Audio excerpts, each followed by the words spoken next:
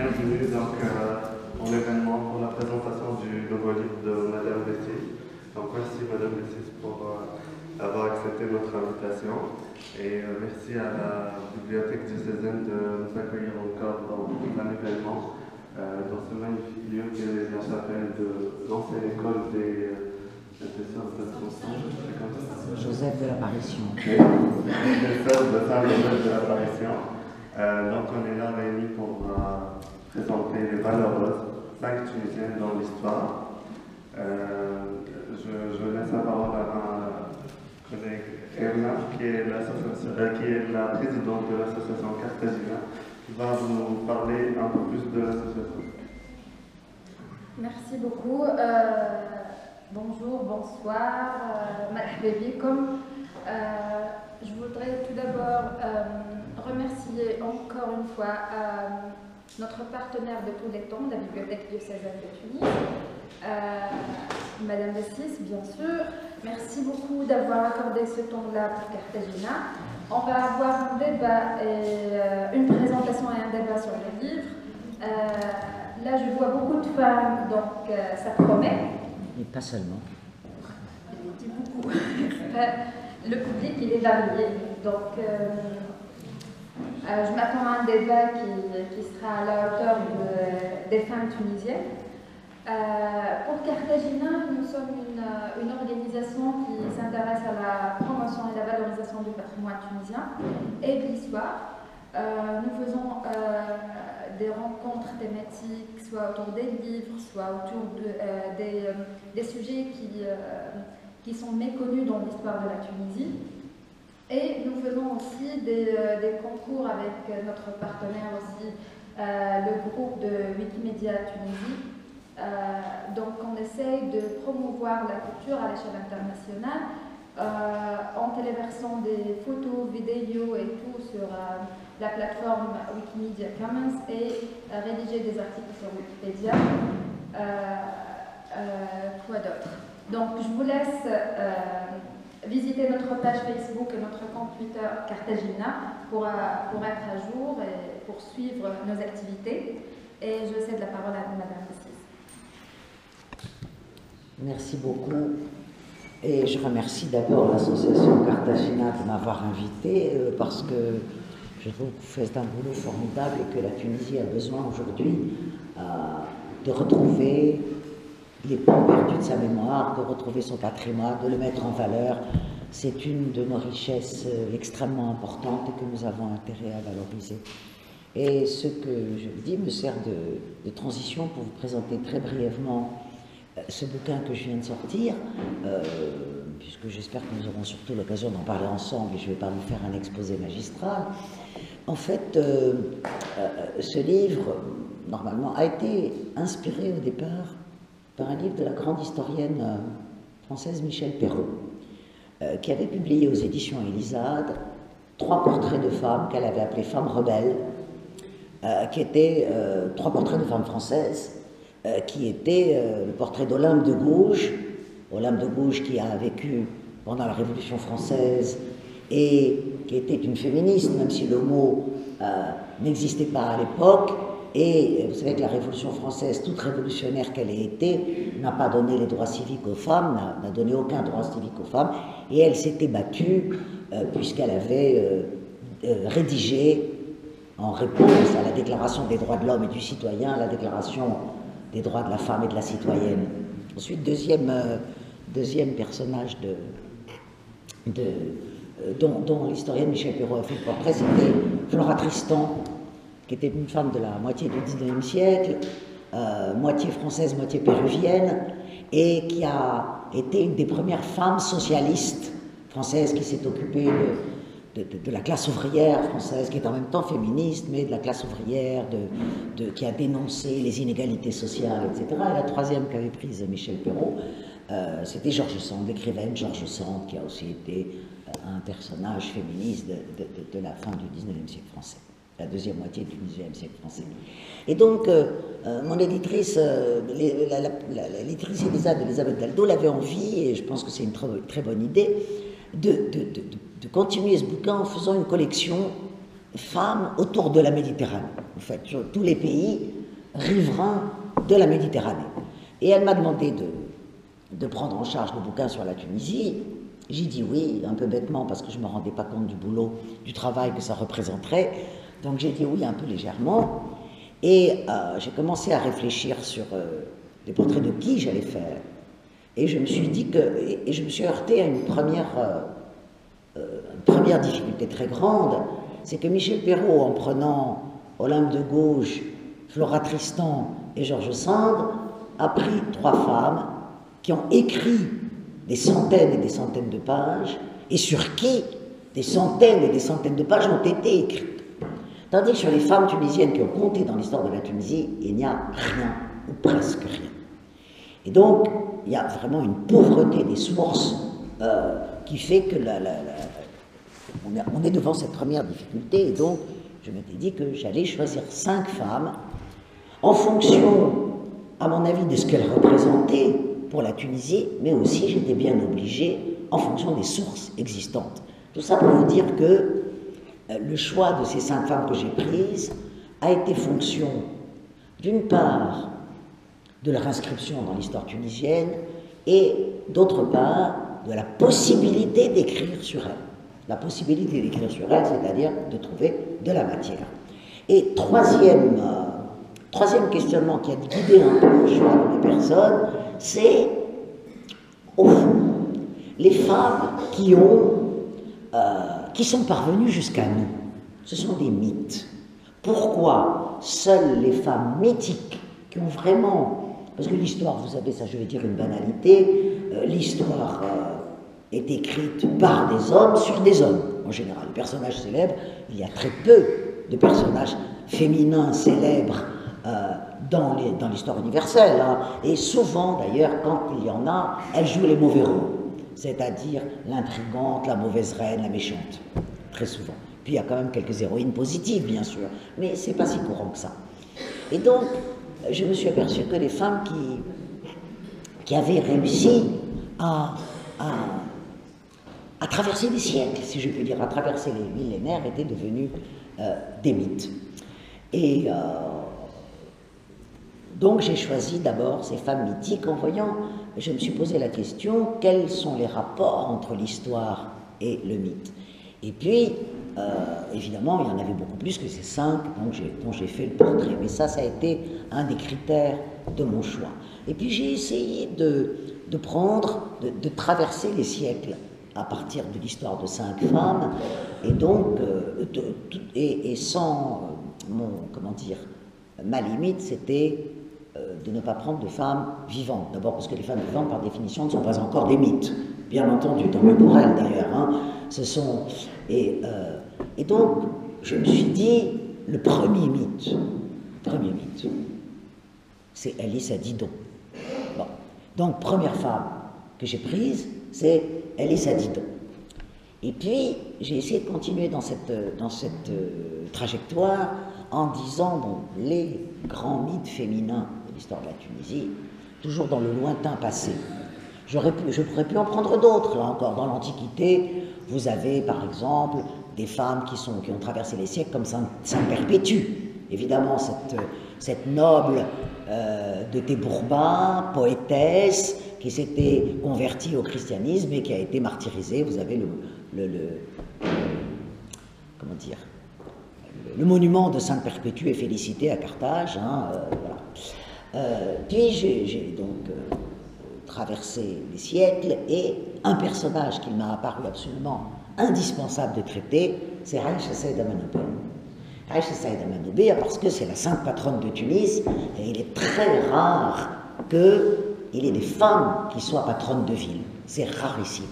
Et donc, bien sûr, Aïcha Saïd Amanoubé partage cet honneur avec Sidi Mahrez et Sidi Bel Hassan, bien sûr, mais quand même, parmi les 3 saints révérés par les Tunisiens, il y a une femme. Et là, je me suis dit, il faut absolument la prendre. Ensuite, parce que c'est un mythe qui a été créé de façon extrêmement intéressante, c'est Aziza Othmane. Et je me suis posé la question de savoir, au fond, Aziza Othmane n'a pas fait de choses absolument extraordinaires dans sa vie. Pourquoi a-t-elle, elle aussi, traversé les siècles et comment et pourquoi est-elle parvenue jusqu'à nous? Et puis évidemment, je voulais prendre des personnages du XXe siècle et j'ai pris Habiba Mencheri. Pourquoi Habiba Mencheri? Parce que Habiba Mencheri est la deuxième femme qui nous est parvenue dans l'histoire, après Manobi Awerteni en 1924. En 1929, Habiba Mencheri avait prononcé une conférence sur le voile qui à l'époque avait fait scandale et qui avait provoqué une polémique à Tunis parce qu'elle prônait l'abolition du port du voile un an avant le livre de Tahar Haddad, Notre femme dans la loi et dans la société. Et puis, je me suis dit, je ne peux pas prendre que des politiques, ou des personnages historiques. Il faut prendre un lieu absolu de la transgression féminine, c'est quand même le monde du spectacle, de la chanson, de la comédie, etc. Et là, j'ai eu l'embarras du choix, parce que j'ai beaucoup hésité avant de prendre Habiba Msika. J'ai choisi Habiba Msika. J'ai hésité parce que j'ai pensé à Saleha. J'ai beaucoup hésité sur le nom. Il y en a d'autres. Il y a de grandes voix dans la Tunisie du XXe siècle. J'ai beaucoup hésité entre Saleha et Habiba Msika parce que ce sont deux personnages franchement mythiques, totalement. Cette grande voix qu'est Saleha. Et pourquoi est-ce que j'ai choisi Habiba Msika? Pour deux raisons essentielles. D'une part, parce que si je peux dire, elle est encore plus mythique que Saleha du fait de sa mort tragique à l'âge de 30 ans. Bien sûr, elle a été brûlée vive par un soupirant et conduite à l'âge de 30 ans. Et je l'ai prise aussi parce qu'elle appartenait à la minorité juive pour montrer qu'il y avait un monde de l'art, un monde de la chanson qui transcendait les appartenances religieuses et qui n'était pas un monde de la chanson, un monde de l'art tunisien, musulman ou juif, qui était un monde de l'art, un monde de la chanson, un monde de la tragédie tunisien. Et entre les années 1910 et 1935, à peu près en Tunisie, Habiba Msika est morte en 1930, c'est un moment, pourtant on est en pleine période coloniale, de richesse culturelle tout à fait considérable. Donc je vais revenir 2 minutes sur chacun de mes personnages, avant qu'on puisse en parler ensemble. Elissa Didot. Elissa Didot m'a posé beaucoup de problèmes. Pourquoi? Pour une raison, c'est qu'elle n'a jamais existé. Elle n'a pas existé, Elissa Didot. Aucun historien n'est capable d'attester l'existence de cette reine de la ville de Tyr qui aurait fui sa ville parce que son frère l'aurait renvoyée et qui serait arrivé sur nos côtes, à nous, pour fonder cette nouvelle ville de Kart Adash, qui en phénicien voulait dire la ville nouvelle. Et c'est ça, le rapport du mythe et de l'histoire, je me suis dit, Elissa Didot, elle n'a pas existé, mais elle existe. Elle est dans tous les livres d'histoire. Tout le monde en parle. Il y a des livres sur elle. Des noms des rues portent son nom. Donc, elle n'a peut-être pas existé, mais elle existe pour nous. Et dans la mémoire des Tunisiens et des Tunisiennes, Elissa Didot est une balise, un élément fondateur de notre mémoire nationale. Donc, c'est en ça qu'elle m'a intéressée. Et j'ai essayé, il y a des sources, j'ai essayé à la fois de restituer l'histoire, ce qu'on peut appeler l'histoire canonique de Didon Elissa, en faisant la part de la légende, de l'histoire, et de l'histoire de la fondation de Carthage, et aussi en essayant de montrer, alors que Didon Elissa a été pendant très longtemps un mythe européen, c'est l'histoire européenne qui en a essentiellement parlé, c'est l'art européen, la peinture, c'est la musique. Il y a de très nombreux opéras, des opéras célèbres, comme celui de Didon et Aîné, consacré donc à ce personnage totalement tragique, parce que Didon aussi a eu une mort tragique, puisqu'elle s'est immolée sur un bûcher. Et puis aussi, le personnage de Didon a été popularisé par l'Énéide de Virgile, bien sûr, où Virgile ayant fait faire à son héros escale à Carthage, et Didon et Aîné seraient tombés amoureux l'un de l'autre, mais ils seraient allés suivre sa destinée héroïque pour fonder la ville qui a été l'ancêtre de Rome. Et donc, j'ai essayé de comprendre aussi, et à chaque fois j'ai essayé de comprendre, voilà ce personnage qui est un mythe européen au départ, comment les Tunisiens l'ont rapatrié dans leur mémoire nationale. Comment, au fond, les Tunisiens l'ont ramené sur cette rive africaine dans laquelle, à supposer qu'elle ait existé, mais c'est peu vraisemblable, elle aurait fondé cette cité. Voilà. Et donc, je raconte un peu toute cette histoire. Saïd Amanobéa m'a fait découvrir des choses extrêmement intéressantes. D'abord, c'est un personnage absolument extraordinaire. Un personnage fabuleux, totalement transgressif. Transgressif dans la sainteté. C'est-à-dire que, contrairement à beaucoup de bruit qui court sur elle, elle n'a pas eu de vie dissolue, mais elle a eu une vie de femme libre. Pourquoi? Et ça, j'ai retrouvé cela chez beaucoup de saintes musulmanes, et j'ai retrouvé la même chose chez beaucoup de saintes chrétiennes. C'est-à-dire que, pour les femmes de cette époque-là, de l'époque médiévale, soit l'époque médiévale en Europe, ou l'époque médiévale dans le monde arabo-musulman, les gens, tout le monde vivait dans des mondes profondément religieux. Il n'y avait pas de monde à côté de la religion à l'époque. Il n'y avait pas de monde séculier, il n'y avait pas de monde profane. Et donc, la liberté, la transgression était pour ces femmes de ne pas se plier à la loi de la société parce qu'elles étaient en communication directe avec Dieu. Donc, les lois de la société n'étaient pas faites pour elles parce qu'elles étaient élues par Dieu, elles étaient en communication directe avec Dieu, et donc elles se fichaient éperdument des lois sociales. Et c'est ça un peu la vie de Saïd Amanobéa, c'est-à-dire que quand elle est, comme elle se baladait partout à la Manoba, son père veut la marier, ça se passe quand même très mal, parce qu'elle maudit le pauvre mari qui meurt fou immédiatement, parce qu'elle a des pouvoirs très forts, Saïd Amanobéa. Elle a des pouvoirs bénéfiques et maléfiques aussi d'ailleurs.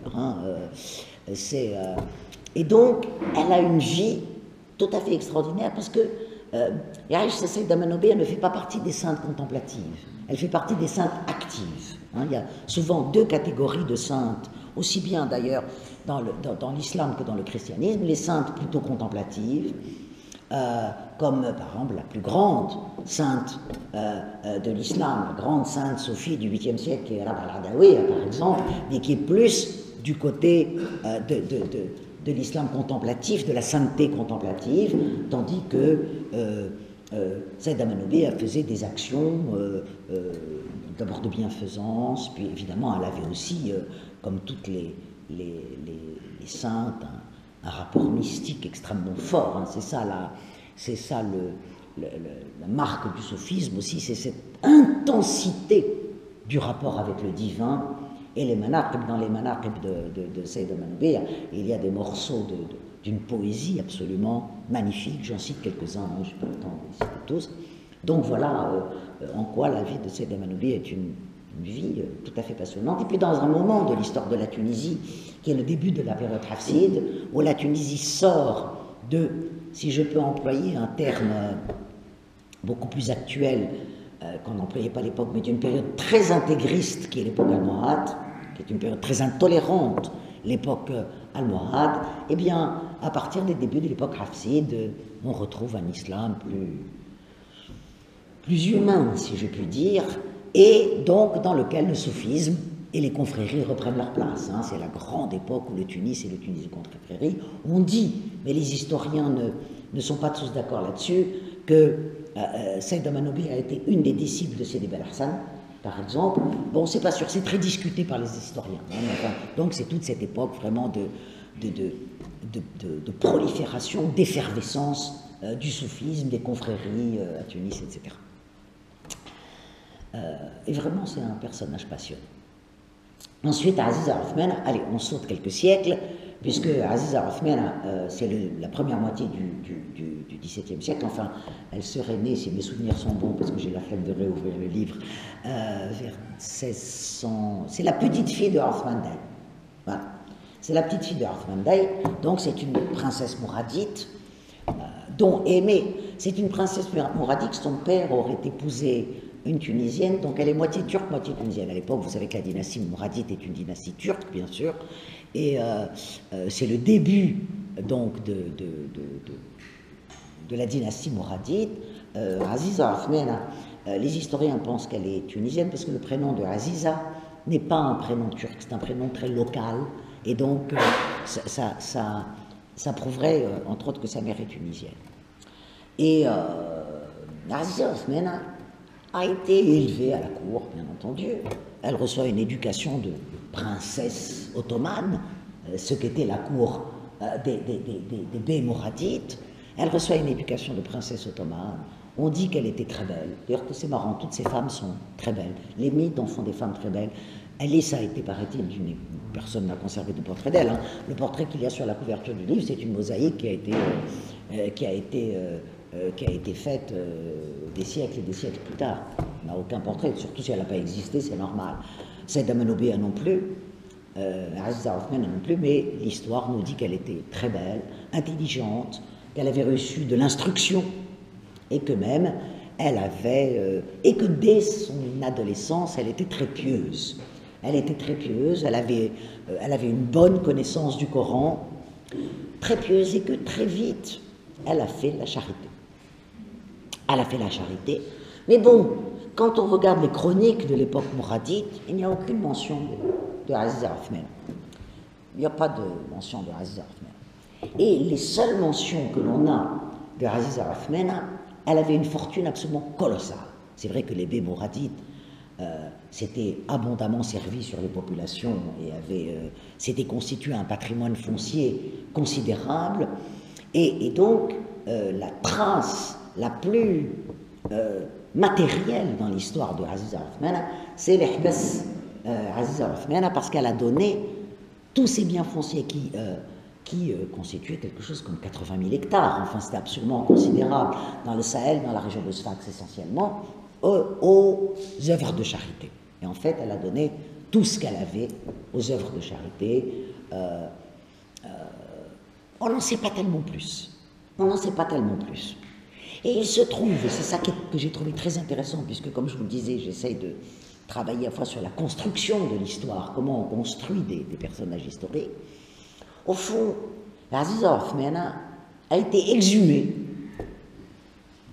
par le XIXe siècle, par les réformistes tunisiens de la première, qui avaient besoin de figures tunisiennes, disons, voilà, qui avaient besoin de se constituer une sorte de panthéon, d'une certaine façon, de figures historiques. Et bon, Aziza Othmana qui était restée comme cette princesse pieuse, charitable, puisqu'on dit aussi qu'elle avait libéré tous ses esclaves, qu'elle avait affranchi tous ses esclaves, puisqu'à l'époque l'esclavage était une activité extrêmement lucrative en Tunisie. C'était le Tunis mouradite, c'était le Tunis de la course, des corsaires, des esclaves. Et donc le commerce des esclaves, Tunis était une des villes avec Tripoli et Alger, où le commerce des esclaves était un des plus florissants de la Méditerranée. Et voilà donc ce personnage de Aziza Othmana qui a été exhumé au XIXe siècle et qui a acquis aussi le statut de personnage symbolique de la tunisianité, des femmes tunisiennes, etc. Non. Hop, XXe siècle, hein, XIXe, on peut trouver, mais il n'y a pas de personnage. Et donc j'ai voulu prendre un personnage, disons, une des premières féministes, et donc j'ai pris Habiba Mencheri. Habiba Mencheri, qui était une des rares à l'époque, elle est née en 1907, mais qui a eu son certificat d'études. Hein, c'était pas très courant à l'époque quand même. Elle a eu son certificat d'études, elle a même fait 2 ou 3 ans de secondaire, de lycée. Et donc, elle fréquentait, bon, elle a épousé un monsieur Mencheri, donc, puisque son nom de jeune fille c'est Benjeleb, elle est d'une origine algérienne d'ailleurs, du sud algérien, Habiba Mencheri. Et donc, elle fréquente les milieux, ce qu'on appelait à l'époque les milieux évolués à Tunis, les socialistes, et elle a ce qu'on peut appeler une sensibilité moderniste. Elle adhère à la section féminine de la SFIO, c'est-à-dire du Parti socialiste de l'époque, et c'est une des rares femmes dévoilées de Tunis. Hein, dans la population musulmane, c'était extrêmement rarissime à l'époque, hein, les femmes dévoilées. y compris dans la grande bourgeoisie, etc., les femmes étaient encore voilées. Et on lui demande de faire une conférence sur le port du voile, enfin, sur la femme tunisienne et le voile. Et d'ailleurs, grâce à sa fille, que je remercie une fois de plus ici, même si elle ne m'entend pas, c'est le texte entier de la conférence d'Herbiba Mencheri est dans le bouquin, puisque sa fille, Leila Mencheri, m'en a donné une copie. Il n'avait jamais été publié, ce texte. C'est la première fois qu'il est publié. Et cette conférence, qui est une conférence qui dit que les femmes sont opprimées, que les femmes sont empêchées, que l'islam est un oppresseur des femmes, qu'il faut changer les choses, qu'il faut qu'elles enlèvent le voile, etc. Sa conférence fait un peu scandale, évidemment, surtout que dans la salle, ça avait été une conférence où il y avait énormément de monde. Il y avait un certain jeune avocat qui s'appelait Habib Bourguiba, qui assistait à la conférence. Et ce jeune Habib Bourguiba s'insurge contre Habib Mencheri en disant « il faut qu'on garde le voile, parce que nous sommes un pays colonisé et que les Français veulent nous enlever notre personnalité, et donc le voile fait partie de la personnalité collective des Tunisiens, je défends le voile. » Les amis socialistes de Bourguiba, d'ailleurs, à l'époque, étaient très étonnés de la prise de possession de Bourguiba, qui était considéré comme un moderniste, à l'époque c'était un jeune avocat qui débutait, qui écrivait, il a toujours eu une très belle plume, Bourguiba, il écrivait dans un journal qui s'appelait L'Étendard tunisien, à l'époque. Et donc c'est dans les temps. Et il y a eu toute une polémique par journaux interposés entre Bourguiba qui écrivait dans l'Étendard tunisien et des gens comme Maître Narman, etc., qui écrivaient dans Tunis socialiste. Bon. Et c'est marrant d'ailleurs parce qu'Habib Mencheri ne prend aucune part à cette polémique. Après sa conférence, on ne la voit plus. Et c'est très intéressant cette femme, si je puis dire, parce qu'au fond, le seul geste de sa vie, c'est cette conférence. Après, elle n'a plus fait grand-chose. Elle a mené une vie. Bon, elle est morte assez jeune. Hein. Elle est morte, elle n'avait pas 60 ans. Hein, quand elle est morte en 1962, je crois, quelque chose comme ça. Enfin, je le dis dans le bouquin, mais j'ai oublié. Et en fait, le seul acte important, le seul acte de cours public de Habib Mencheri a été cette fameuse conférence, mais qui est une date de l'histoire du féminisme tunisien.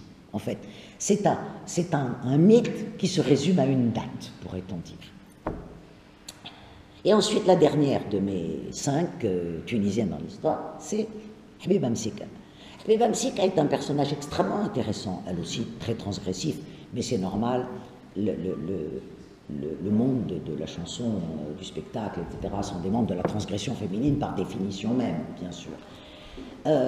En fait, Habiba Msika nous est restée par la chanson, puisqu'il y a pas mal d'enregistrements d'elle. Elle n'est considérée par personne comme une grande chanteuse. En fait, les musicologues la méprisent profondément. Et on estime qu'il y avait des voix beaucoup plus intéressantes que la sienne, à commencer d'ailleurs par sa tante Leila Sfez, qui était considérée comme une grande chanteuse, et puis, quelques années plus tard, Fatma Khatmi et d'autres, etc. Mais on n'a aucune trace de cela, puisqu'à l'époque, il n'y avait ni vidéo, ni appareil, ni machin. Elle a été, considère-t-on unanimement, quand on lit la littérature de l'époque, la plus grande tragédienne de son temps. En Tunisie, bien entendu. Ça a été une grande tragédienne. Et ce qui est extraordinaire à travers la vie d'Habiba Msika, c'est la vie du théâtre tunisien dans les années, à partir des années 1910 à peu près, jusqu'à la veille de la Deuxième Guerre mondiale. Moi, je me suis arrêté un peu avant, puisque Habiba Msika meurt en 1930, bien sûr. Et alors, à l'époque, bon, le théâtre commence à venir au début du XXe siècle d'Égypte et du Liban, pour ce qui concerne le monde arabe, hein, il y avait une modernité artistique en Égypte et au Liban, un peu plus ancienne qu'en Tunisie, mais ce qui est très intéressant, c'est qu'à partir des années 1910, tout le théâtre européen est traduit en arabe. On ne jouait les pièces qu'en arabe en Tunisie. Shakespeare, Molière, Racine, Victor Hugo, tous les écrivains du XIXe siècle étaient systématiquement traduits en arabe, et le théâtre était un art populaire. Les gens, il y avait plein de salles de théâtre à Tunis, elles étaient pleines. Elles étaient pleines et les gens allaient au théâtre, c'était traduit soit en arabe dialectal, soit en arabe littéraire, ça dépendait hein, des pièces. Et donc, c'est pour ça aussi que Habiba Msika, qui à la fois était donc comédienne, tragédienne et chanteuse, était un personnage, une star, si on peut aujourd'hui, avec le vocabulaire actuel, on dirait une star. Hein.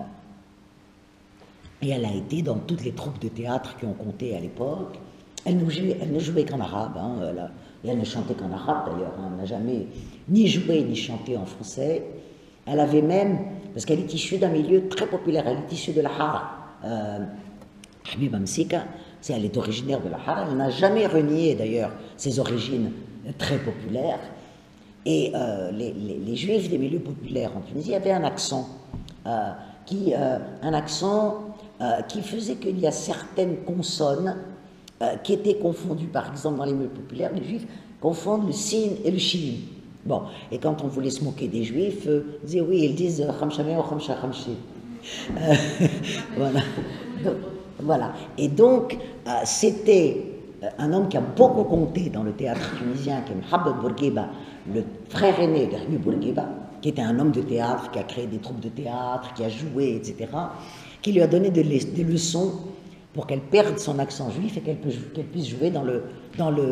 Il lui a donné des leçons de diction pour qu'elle puisse jouer dans le théâtre classique. Donc, voilà, pour qu'elle puisse avoir une diction classique. Et donc, elle a une vie très agitée. Elle a une vie très agitée, même si on lui prête beaucoup d'amants. Est-ce qu'elle en a eu autant qu'on lui en a prêté? Bon, ça dépend. Et puis, il y a un type de 70 ans qui tombe amoureux d'elle. Un certain Maïmoun. Un certain Maïmoun, originaire de Testour. Et il tombe amoureux d'elle. Elle n'a aucune intention de céder à ses avances. Il était beaucoup plus âgé qu'elle. Mais elle l'utilise. D'abord parce que c'est un homme riche. Donc, elle se fait financer des voyages. Elle fait un long voyage à Berlin où elle enregistre une partie de ses disques à la Deutsche Grammophon, ce qui à l'époque était quand même très... Donc, elle l'utilise. C'est un peu un soupirant qu'elle méprise, mais qu'elle utilise. Et puis, elle tombe amoureuse d'un homme jeune, français d'ailleurs, tout à fait, et il commence à parler mariage. Et le Maïmoun devient fou à l'idée, parce que lui était convaincu qu'un jour ou l'autre, elle céderait et elle l'épouserait. Et il devient fou à l'idée qu'elle puisse épouser un autre. C'est un vrai roman, hein, la vie d'Habiba Msika. Et donc, un jour, il s'introduit chez elle et il met le feu à sa chambre et elle meurt brûlée vif. Voilà. Et elle meurt en février 1930 et elle était, pour vous montrer à quel point elle était populaire, donc c'était en plein mois de Ramadan. Le février 1930, c'était Ramadan. Et il y a eu 15 000 personnes qui l'ont suivie jusqu'à son enterrement au Porgel. Et elle est restée, donc malheureusement nous n'avons aucune trace matérielle de son travail de comédienne, de tragédienne. Elle a joué dans toutes les pièces de l'époque. Elle jouait tout le temps. Elle avait fait des tournées internationales de chansons en Algérie, au Maroc. On dit qu'elle a joué, elle a même chanté devant qui n'était pas encore Mohamed El-Khams, le prince Moulay Mohamed, pardon, et au Maroc. Et voilà, donc c'est une espèce d'étoile dans la vie artistique tunisienne, Habiba Msika, qui est morte à l'âge de 30 ans et qui a laissé donc... et donc, à travers ces 5 personnages, j'ai voulu prendre des facettes différentes. Et qu'est-ce qui les réunit d'une certaine façon? C'est que les féministes tunisiennes s'en réclament, chacune à sa façon, disent voilà, au fond, la Tunisie, depuis toujours, est-ce que c'est une... Et je terminerai par là, est-ce que c'est une caractéristique de ce qu'on appelle la tunisianité? Est-ce que c'est une caractéristique de ce qu'on appelle l'exception tunisienne? La Tunisie a toujours soit accueilli, comme elle dit ça, soit produit des femmes libres. Voilà. Merci.